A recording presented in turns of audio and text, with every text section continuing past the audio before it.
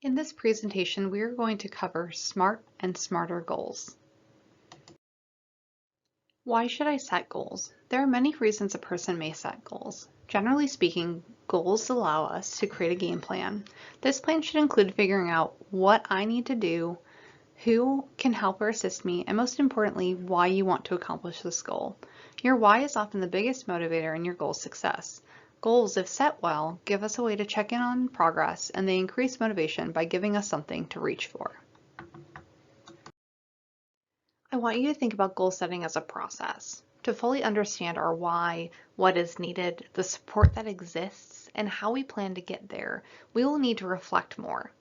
This helps us to create a plan of attack for accomplishing our goal.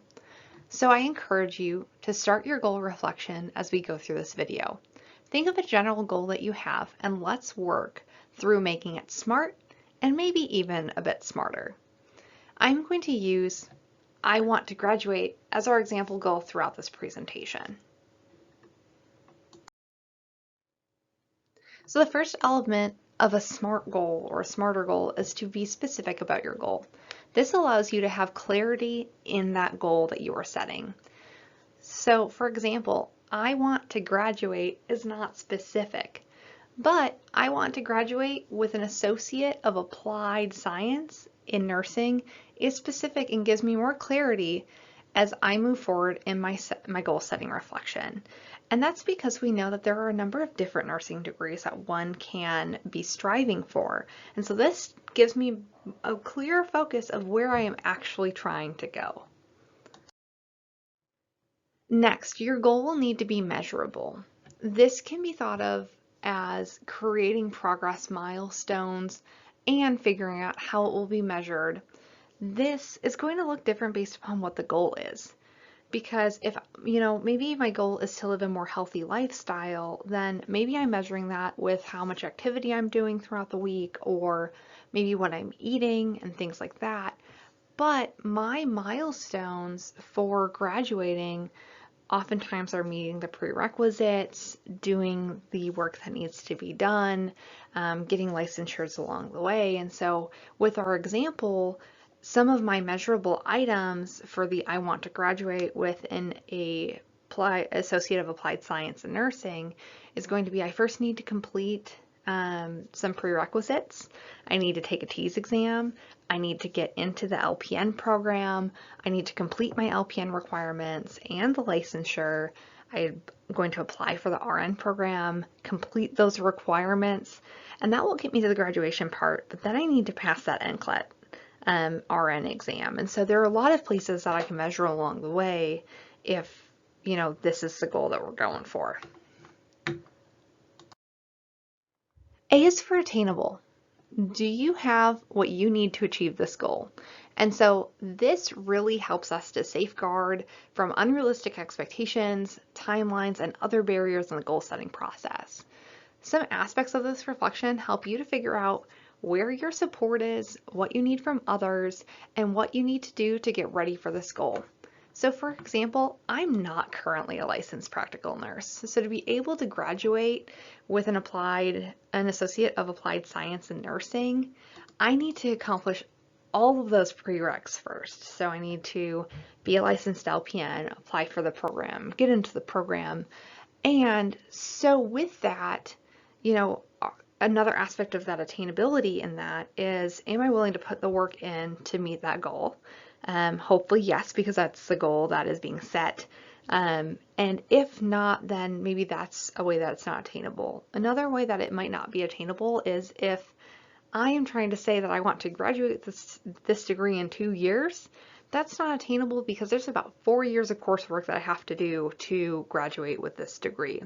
So in this process, you need to become familiar with what the requirements and what is needed to accomplish and finish your goal successfully, but also considering what are the skills, knowledge, and abilities and the resources needed. And so whether that is people resources and support and help and assistance or financial, like do I have the aid, do I have some scholarships and whatnot, a lot of factors can come into if this goal is attainable or not.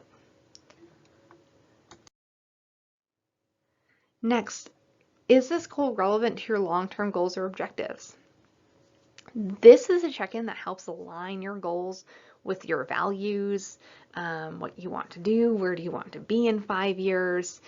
So for example, if my long-term goal is to be a registered nurse, then the goal of pursuing this degree and graduating is relevant.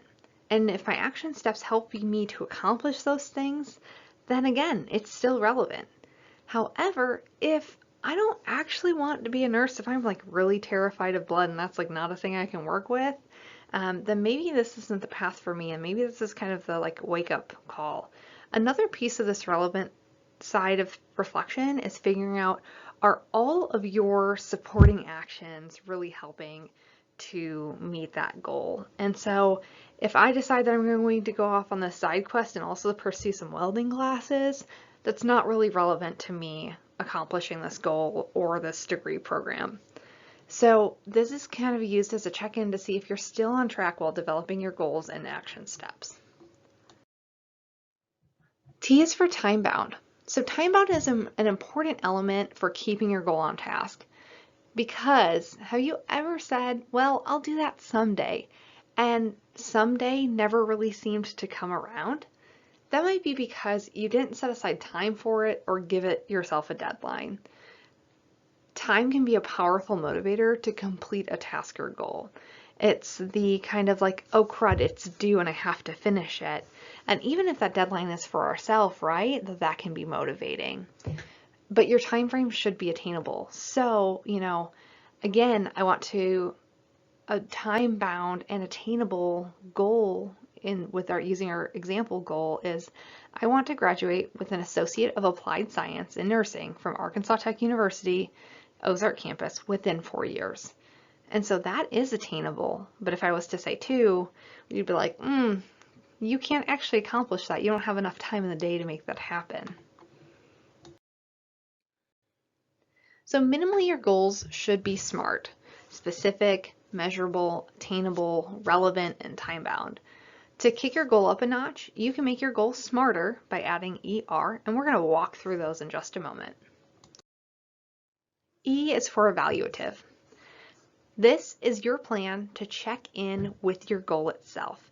It is the evaluating that process, your progress, and we will leverage your milestones that you created in the measurable part of your reflection to do some of that evaluation. And so I encourage you to put it in your planners or your phone or your calendar, some specific time to reflect and check back in on your goals. So a couple of ways that we can do this for the example goal that we've been talking about, and that is graduating from Arkansas Tech University with an Associate of Applied Science in Nursing within 4 years. So semesterly, you can do a check-in.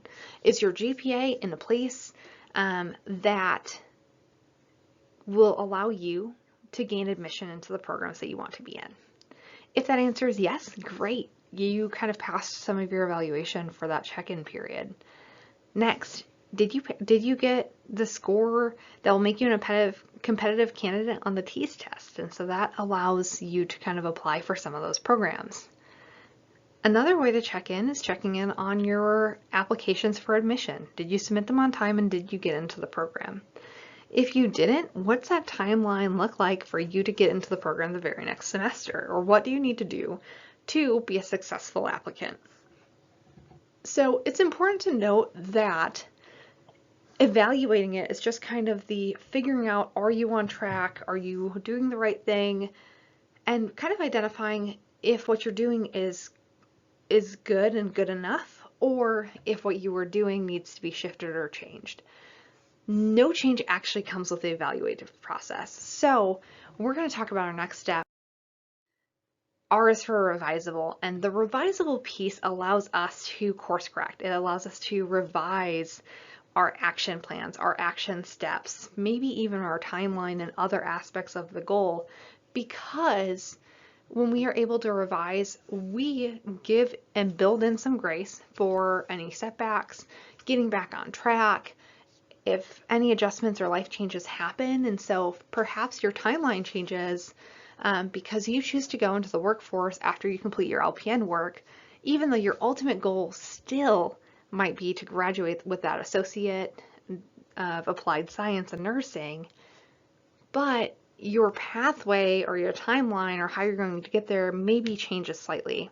So, you decide to go into the workforce. If you decide to go into the workforce, you then need to complete 1,000 hours of LPN work before you can apply to be a part of that nursing program.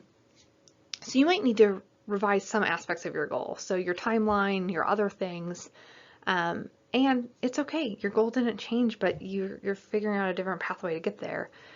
Or possibly maybe you get through some of your program and you're like, hey, this really isn't for me. And you change your major to something that's maybe related, but maybe not quite the same. And so you need to adjust what do you need to do to be successful in getting there. And all of that is okay. So thank you for tuning in to learn more about SMART and SMARTer goals. We hope that you learned about the power of these goals and how they can assist you with setting your goals to be successful on your journey to accomplishing them. Below in the description, you can find a SMARTer goal worksheet. And if you want to talk more about your goals and creating a plan to accomplish them, email us at ozark.studentsuccess@atu.edu. You can give us a ring at 479-508-3368 or stop by the Student Success Center in TAS 140. Thank you and have a wonderful day.